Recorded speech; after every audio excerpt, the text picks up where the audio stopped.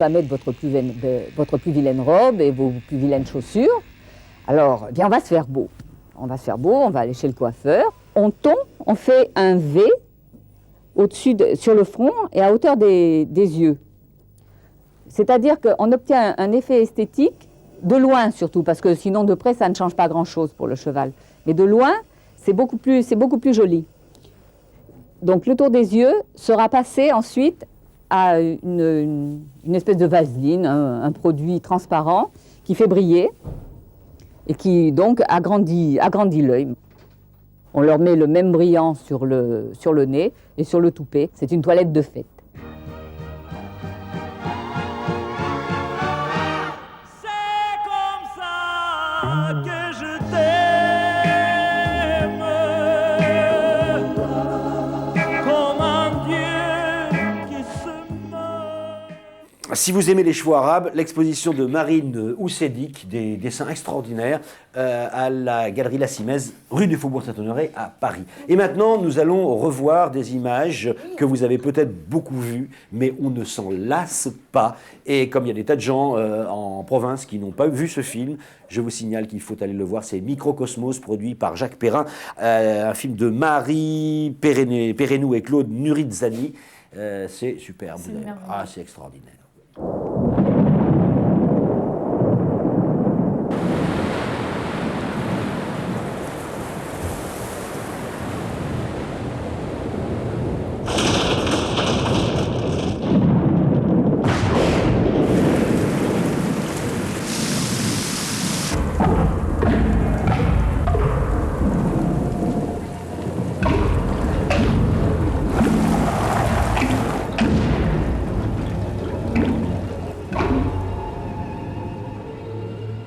Plonger 24 heures dans un monde inconnu pour une aventure à l'échelle du centimètre. Dans cet univers, le sablier du temps lui-même s'accélère. 1 heure pour un jour pour une saison pour une vie. Un film magique, avec tous les acteurs du microcosmos.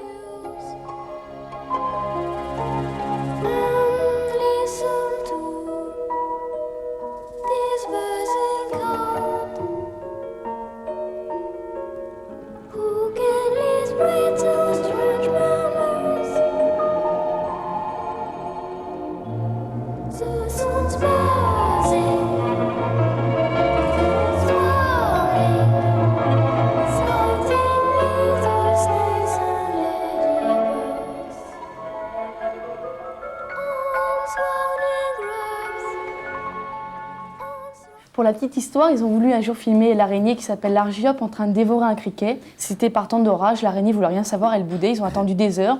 Et au bout d'un moment, l'araignée s'est énervée, elle a détruit complètement sa toile et elle l'a dévorée. C'était pas si évident. Bon, et vous voulez savoir comment les animaux, les insectes font leur toilette, alors regardez.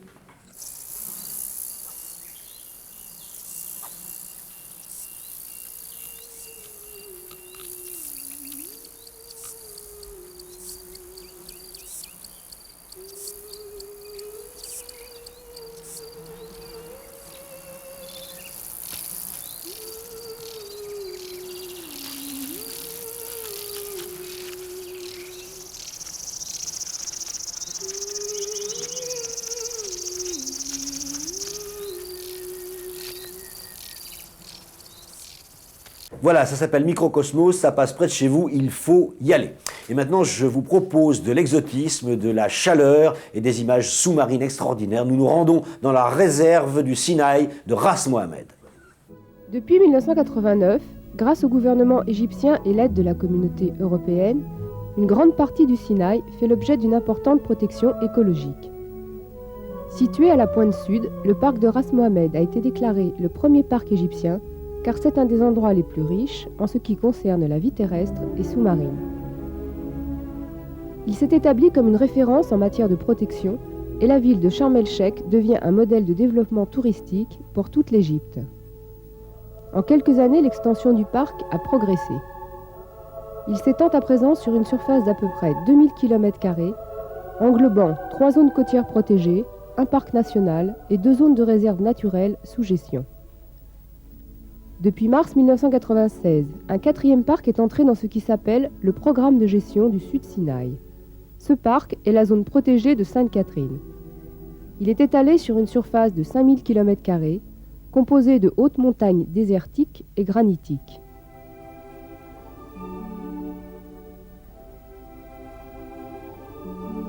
Un 5e parc est prévu, intégrant un monument naturel de la région de Taba, comprenant des formations de sable nubien, uniques dans la région du Sud Sinaï. Alors le programme de protection sera complet et le gouvernement égyptien prendra en charge tous ces sites après 5 ans d'assistance de la communauté européenne.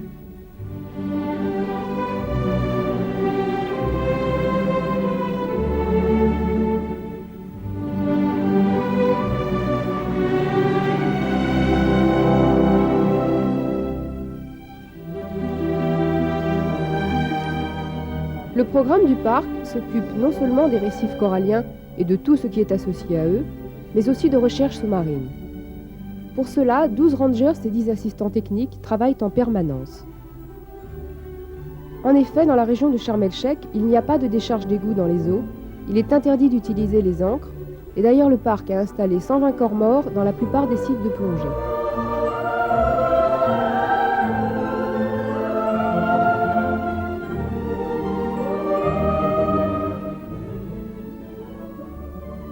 Le résultat d'une étroite collaboration avec les clubs de plongée a abouti à la création d'un programme responsabilisant les plongeurs vis-à-vis des dommages qu'ils peuvent causer aux récifs coralliens.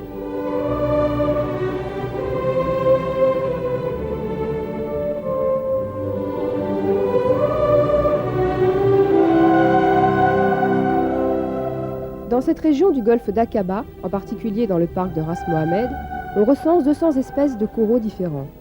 C'est une zone très riche et très spectaculaire. Les tombants sont accessibles à quelques mètres de la côte.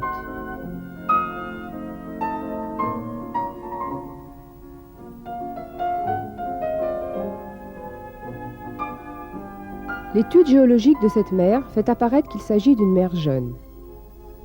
Il y a à peu près 5 millions d'années, la mer Rouge a été isolée de la mer Indienne, puis elle s'est ouverte et un transfert de larves a dû se produire des récifs de l'océan Indien vers la mer Rouge. Après cela, avec le mouvement des continents et le changement des courants marins, il a dû se produire un bouleversement dans la circulation océanique du nord de l'océan Indien. En effet, il y a eu et il y a toujours un courant froid qui longe la côte sud d'Oman et le golfe d'Aden. Ce courant maintenant isole la mer Rouge de l'océan Indien, empêchant tous les transferts de larves coralliennes entre ces deux mers.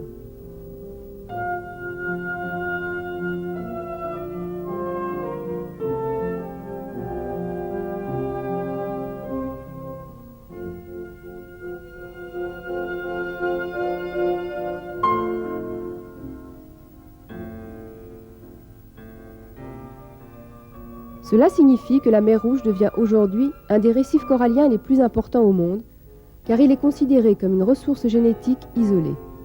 Et si cette ressource est détruite, cela sera irréversible et pour toujours.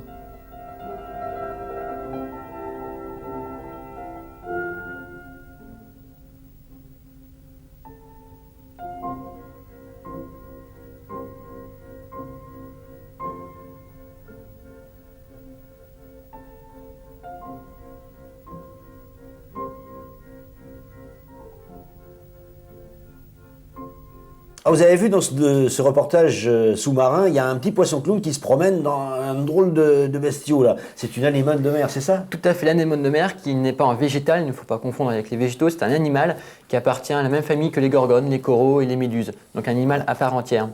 Donc l'anémone a une constitution bien spécifique, elle a un pied qui lui permet de se recréer, de se fixer sur un support. Alors elle peut ramper de temps en temps pour se changer d'endroit.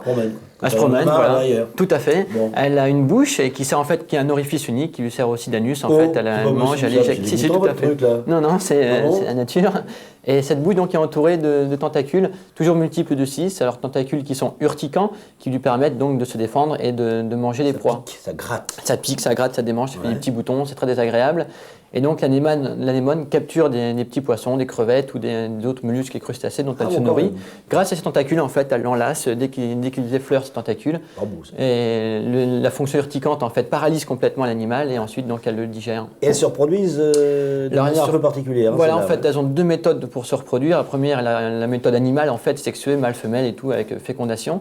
Et la deuxième est plus végétale, en fait. En fait, elle se divise en 2 et c'est la reproduction par bourgeonnement. Voilà, c'est un bourgeonnement, tout à fait. Elle se divise complètement en 2.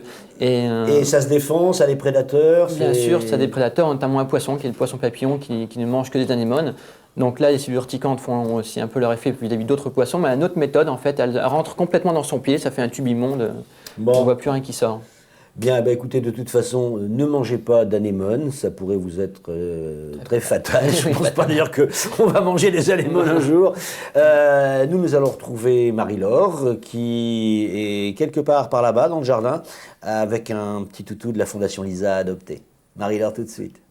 Je vous présente Lemon, c'est un tout jeune chien âgé d'1 an qui est tatoué vacciné. On ne sait pas grand-chose de son passé car on l'a trouvé dans un cimetière, mais je peux vous garantir que c'est un chien qui rentre vite en confiance, vous le voyez. Il est très calme, il est joueur, il est câlin, il s'entend aussi bien avec ses congénères qu'avec des chats. En voiture, il a fait la route pour venir jusqu'en Normandie, il n'a pas bougé d'un seul poil, il est calme, vous le voyez. Ce qui serait bien, ce serait qu'il trouve une famille avec des enfants, car je l'ai dit, il est joueur.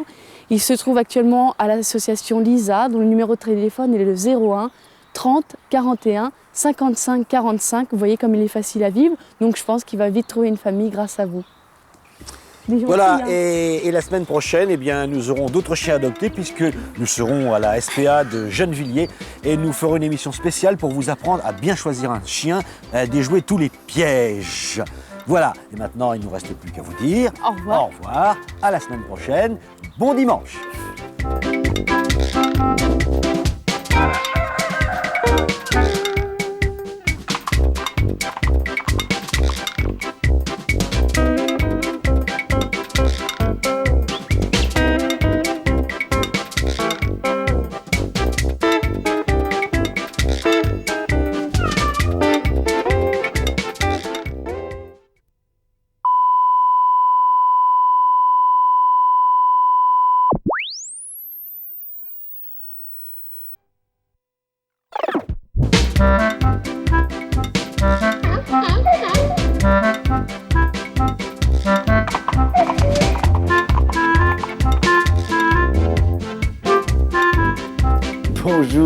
Bonjour à tous. Bonjour Marie-Laure, ça s'est bien passé, ces fêtes de Noël, on est remis. Super, et vous, j'espère que vous avez passé un joyeux Noël aussi. Et les cadeaux? Les cadeaux plein, comme d'habitude. Une boîte de cadeaux? Une boîte, un camion à 18 tonnes au moins. Ça existe, ces 18 tonnes? Elle a eu une chance, cette Marie-Laure. Mais moi, ça va, c'était aussi.